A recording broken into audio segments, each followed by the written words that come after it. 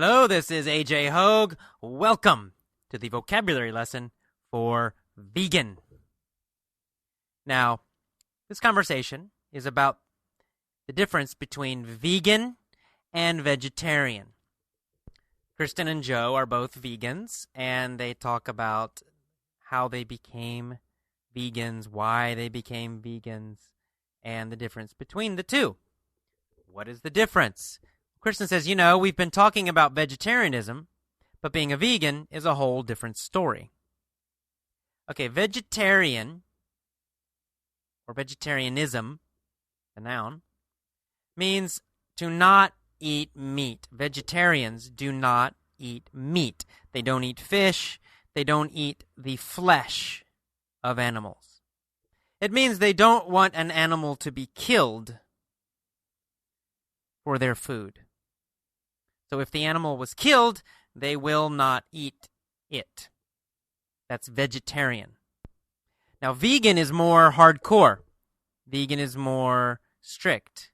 A vegan also does not eat meat. But in addition, a vegan also does not eat dairy. No milk, no cheese, no eggs, no product that comes from an animal. So, vegan is more strict, more hardcore. Vegan, no dairy, no cheese, nothing from an animal. Vegetarian is just no meat. So vegetarians do eat cheese, but they do not eat meat. That's the difference between a vegetarian and a vegan. Alrighty. Next. So Kristen says, we've been talking about vegetarianism, but being a vegan is a whole different story. A whole different story, an idiom, common phrase. Whole different story just means a very different situation. So being vegan is very different than being vegetarian. Okay, and Joe says, yeah, you're right. It's a totally different ball game, for sure. Totally different ball game. Similar meaning. It means it's a very different situation. It's a totally different situation. Or it's a totally different experience. So, being vegan is a totally different ball game from being vegetarian. It's a totally different situation from being vegetarian. Kristen says, yeah, you've been one for a while now. And Joe says, yeah, I have. It was a little more difficult when I first started. But at this point, I don't even have to think about it. It's just second nature. So being vegan is now second nature for him. Second nature means totally natural. Something that is effortless. We say, it's second nature. It means it's effortless. You don't need to try hard. You can do it effortlessly. Hopefully, speaking English will be second nature for you. Right? It will be effortless for you.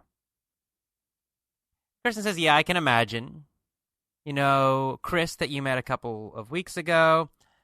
And Joe says, yeah, I know who you're talking about. Okay, so my friend Chris Moses, who is the director of Flow English, by the way. Anyway, Chris Moses visited me in San Francisco, and he met Kristen, and he also met Joe. So Kristen is talking about him, talking about Chris Moses now. And Chris is a vegetarian and used to be a vegan. And Joe says, yeah, I know who he is. And Kristen says, yeah, he's the first vegan I ever met after I graduated college. I wasn't even a vegetarian, and he was already a vegan. Chris was already a vegan at that time. So Kristen met Chris for the first time. Chris was a vegan.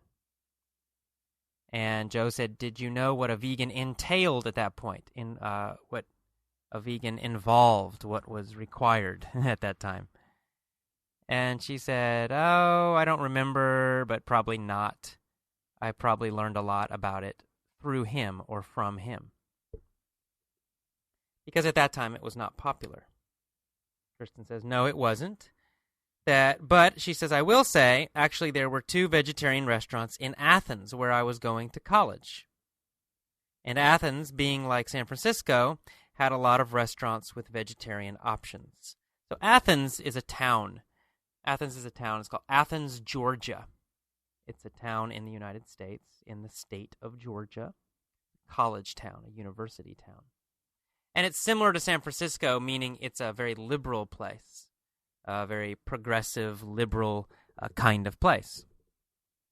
And so it had a lot of vegetarian options at restaurants. And there was a vegan restaurant in Athens that popped up. Popped up means suddenly appeared. So there was suddenly a vegan restaurant in the town. And then, they talk about that. And Kristen says, actually, though, I didn't even think the food was that good. So Kristen didn't like the food at this vegan restaurant in Athens. And then Joe said, yeah, people go in there, they get turned off to the idea. To be turned off to something means it turns off your desire to do something. It stops your desire. So he's saying sometimes people go to a restaurant, a vegetarian restaurant or a vegan restaurant. If the food is bad, then that person will be turned off. They will be turned off to the idea of being vegetarian. In other words, if they go to a restaurant, a vegetarian restaurant, food is bad, then they don't want to become vegetarian. They think, oh, vegetarian food is terrible. It tastes bad. So they are turned off by the restaurant. Their desire to be vegetarian is turned off. Okay, Kristen says, yeah, and also the restaurant was just kind of a little pretentious, which doesn't go over well in a college town. Okay, to be pretentious means kind of snobby, right? It means you think you're better than other people. Snobby is a kind of a very casual way to say that word. Pretentious is a little more formal way to say it. But it's the idea of being snobby. It means you think you are better than other people. And that doesn't go over well in a college town. To go over well means to be popular or to be liked. So people in college towns are more relaxed. They don't like snobby stuff. They don't like pretentious stuff. Pretentious places don't go over well. They're not popular in college towns. And Joe says, yeah, you're right. He said, I remember when I first made the switch to being vegan. He first changed to being vegan. He said, I didn't do it cold turkey. I didn't go cold turkey. To go cold turkey, very common phrase, common idiom. To go cold turkey or cold turkey means to stop suddenly and completely. To make a change, usually stop doing something, suddenly and completely. You hear this a lot with smoking. Someone wants to quit smoking. And they say, I quit smoking cold turkey. It means one day they stopped completely. Not gradually, right? It's the opposite of gradually. Gradually means little by little, maybe. One day you smoke less, the next day less, the next day less, the next day less. Finally, you stop completely. That's gradually. Cold turkey means one day you completely stop. Yesterday, you were smoking 2 packs of cigarettes every day. Today, 0. So he didn't go cold turkey with vegan. It means he didn't stop eating meat and dairy suddenly, completely, one day. He did it gradually. He said he was dating someone, and she decided she wanted to cut dairy out of her diet. She wanted to stop eating dairy. They were already vegetarians. So he said, I found I wasn't really eating much dairy at all to begin with.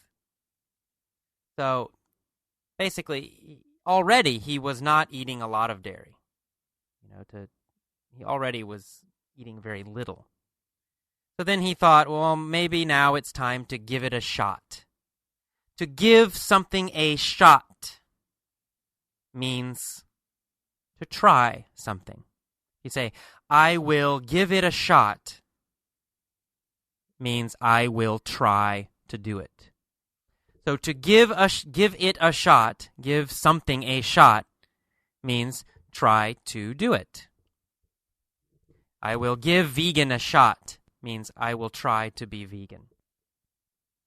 So he said, I decided to give it a shot, and he thought, let's see how it goes. Let's see how it happens. Let's see what happens.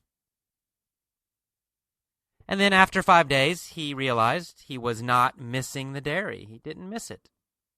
So he decided, hey, I'm going to do it. I'm going to turn over a new leaf.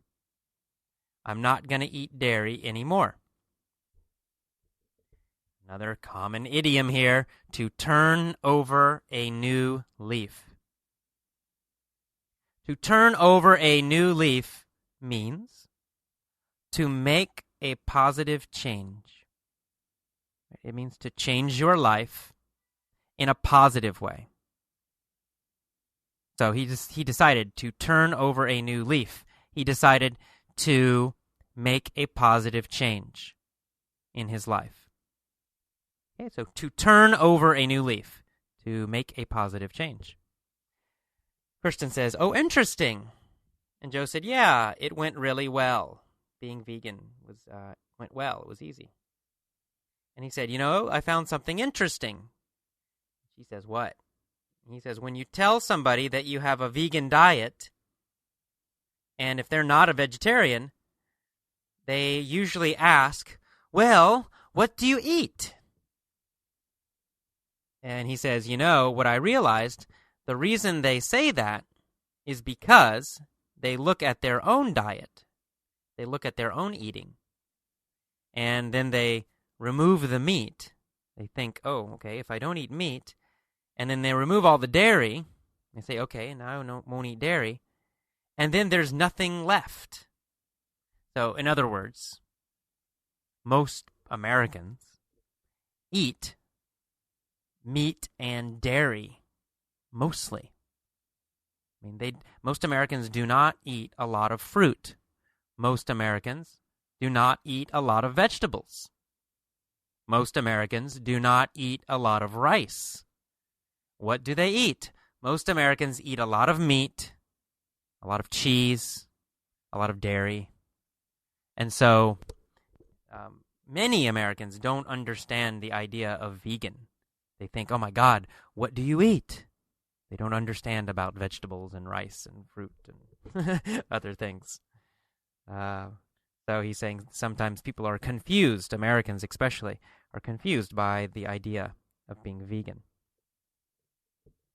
Okay, and Kristen says, yeah.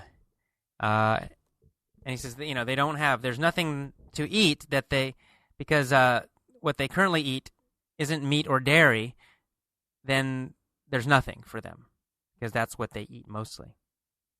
And then Joe says, how about you? Why did you decide to be vegan? And he says, when I first met you, you weren't doing the vegan diet all that long. It means when they first met, she had only been a vegan for a short time, maybe only a couple months. She started being vegan a couple months before she met Joe. And Kristen says, no, I wasn't. I wasn't a vegan for a long time when we met. She says, in fact, I think that AJ at one point had decided he wanted to be vegan, and so that started making me think. It made her consider the reasons that I wanted to be a vegan. And she says, I love cheese, I love dairy, and she thought, oh, I gave up seafood, I'm a vegetarian, that's enough. I'm not giving up dairy. So in the beginning she thought, no, I don't want to be a vegan. I can't do it. I already am a vegetarian. It's too much. I can't give up dairy also. She said, but then she said she went to Korea, lived in Korea. She lived in Japan for a short time. She lived in Thailand for 2.5 years. She says, the dairy is pretty non-existent in those diets. So in those countries, they don't eat a lot of dairy. Korea, Japan, Thailand, dairy is not so popular. Certainly not like the United States, not like Europe. So she said I was basically already vegan in those countries because she was vegetarian, and then naturally those diets don't include much dairy. So she became almost vegan just because she was living in those countries. And she said, I did give it up for those times. I did give it up. I did quit eating dairy at the times I was living in those countries. But then she would come back to America, and she did it for a few stints while she was there, but she would find herself going right back into eating cheese and drinking milk. What she's saying is that when she was living in other countries, she could be vegan. It was possible. It was easy. But when she returned from her time, from her stints, stint means a short time doing something. So she returned from her time in Asia, then she began to eat cheese and milk again when she was in the United States. And Joe says that seems to be the nemesis of anyone going vegan, because vegetarians like cheese. So he's saying cheese is the nemesis. Nemesis means enemy. It's someone or something that is your enemy. So cheese is the enemy of vegans because a lot of vegetarians love cheese. So it's difficult for them to quit eating cheese. It's kind of a joke that the cheese is the enemy of the vegan, because you have to fight your desire to eat it, at least in the beginning. And Kirsten says, oh my God, yes, for me it was. So yes, cheese was her nemesis. And she says also it was cheese, yogurt, sour cream. So she liked all of these things. And Joe then later says, I also did like cheese. He said, I loved brie and baguettes and brie and crackers. Brie is a kind of cheese. It's a type of cheese, brie. So he liked this type of cheese called brie. And a baguette is a kind of bread. So baguette is a kind of bread, and brie is a kind of cheese. But then Joe says, there are non-dairy cheeses out there. Out there just meaning in the world. So there are non-dairy cheeses in the world, and they taste pretty good, and they're a good substitute. So now he's a vegan, so he can eat non-dairy cheeses. And then finally, Kristen says, yeah, well, I've been a vegan now for about a year. When she met Joe, she had been a vegan for 4 months at that point. And now it's been 1 year. But she said when she met Joe, after being vegan for 4 months, she thought she was in over her head because it was really tough in the beginning. To be in over your head means to be in a situation that is too difficult for you. It comes from swimming. Imagine you're in the water. If the water is over your head, it means you're drowning, right? It means you're going to die, right? The water's over your head. You can't breathe. It's a very tough, bad situation for you. So that's what it means. To be in over your head means to be in a very terrible situation. It means to be in a situation that is too difficult for you. So she thought, oh my God, vegan is too difficult for me. I'm in over my head. She said, and maybe I would have quit. She said, I don't know if I would still be doing it if I hadn't met you. So Joe helped her to remain vegan because she said, you opened me up to a lot of restaurants here in the mission. To open someone up to something, opened me up to a lot of restaurants. It means introduced me to a lot of restaurants or helped me enjoy a lot of restaurants. You opened me up to a lot of restaurants. You helped me enjoy a lot of restaurants here in the mission. The mission is a neighborhood in San Francisco. So it's just part of San Francisco, the city, the Mission neighborhood where they live. So she says, now I have a lot of vegan options, a lot of vegan choices in this neighborhood. And she said, I didn't have that available to me downtown where I used to live. So her new neighborhood has more vegan stuff, more vegan restaurants than downtown San Francisco. She says, plus you cook, and I didn't cook, so you're teaching me how to cook vegan. So Joe is teaching her how to cook vegan food. She said, I was mostly eating out at restaurants, not eating at home. I was just maybe making rice and then having avocado and nuts and salad. That was my main staple. A staple, when you talk about food, like my staple food or a staple food, it means the food you always eat.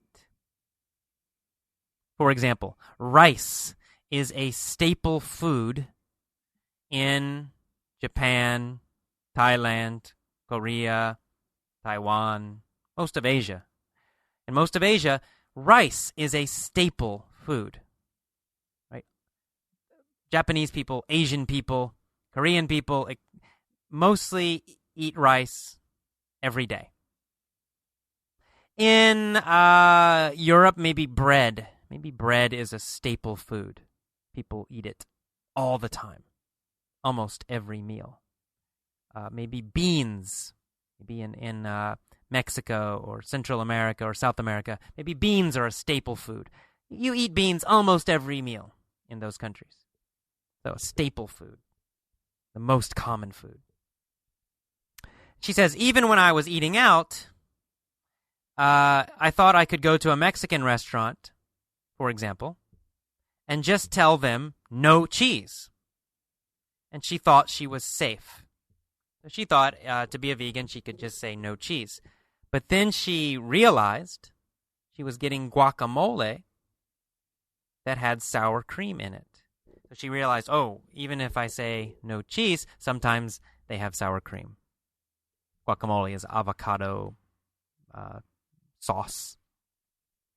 Okay, and then finally, at the end, Joe says, well, suffice to say, enough to say, I was really glad to meet you as well, and one reason was it was great to finally meet someone who was on the same page as me as far as diets go. Okay, and again, on the same page means sharing the same idea, agreeing about something. We are on the same page means we agree about this. We share the same idea. So they both share the same idea about being vegan. They both agree about being vegan. They are both on the same page. Okay, that is the end of the vocabulary lesson for vegan. Hi, this is Kristen Dodds. And this is Joe Weiss. And we just wanted to let you know that this material has been copyrighted in the year 2008 by Learn Real English, LLC. www.learnrealenglish.com